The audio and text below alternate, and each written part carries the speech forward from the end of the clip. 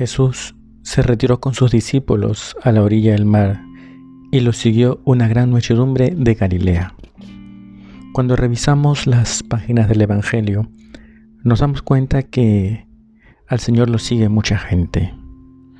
Ciertamente habrá todo tipo de personas, unas quizás con el interés de escuchar su palabra, otros quizás para recibir algún favor o milagro, y otros quizás por simple curiosidad, a lo mejor ver un milagro y confirmar lo que habían oído de Jesús. Pero lo sigue una gran muchedumbre, y eso demuestra, o al menos algo nos dice, del deseo de Dios que retumba en el corazón del hombre. El hombre, el ser humano, tiene un deseo de infinito, un deseo de Dios. Así también lo manifiesta el Catecismo de la Iglesia Católica. En el número 27 dice: el deseo de Dios está inscrito en el corazón de cada hombre, porque el hombre ha sido creado por Dios y para Dios, y Dios no cesa de atraer hacia sí al hombre, y solo en Dios encontrará el hombre la verdad y la dicha que no cesa de buscar. Es en Dios donde encontramos la respuesta, la mayor de las respuestas a los enigmas más profundos del corazón humano. Es en Dios donde encontramos aquello que satisface todos nuestros deseos. Es el fin de todas nuestras acciones. Es en Dios. Y claro, los milagros que vemos en las páginas del Evangelio, de alguna manera también reflejan ese fin al que estamos llamados. Porque Dios es el Dios de la vida. Y a lo largo del Evangelio vemos que el Señor libra del mal.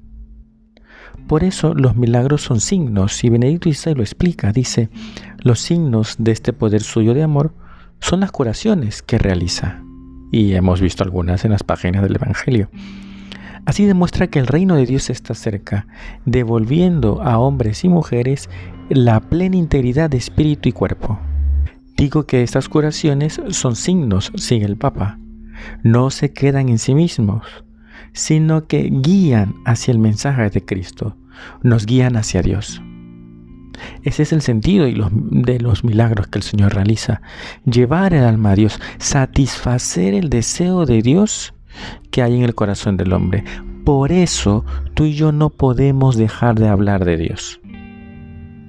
Ese deseo que tú y yo también lo tenemos, lo tienen ese compañero de trabajo que quizás está un poco alejado de Dios y de la iglesia, quizás ese familiar que aún no camina en la senda del bien, o aquel desconocido que vemos que su vida quizás no está tan cerca del Señor. Pues a todos les resuena en el interior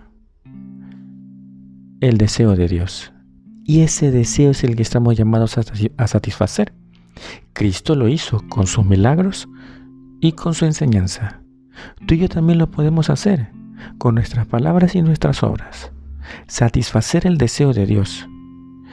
Que el ser humano deje de buscar satisfacción en las cosas, en el egoísmo, en la sensualidad, y que con nuestra ayuda descubran que solo Dios puede satisfacer el deseo más profundo de su corazón. Solo el Señor los puede hacer felices. Que así sea.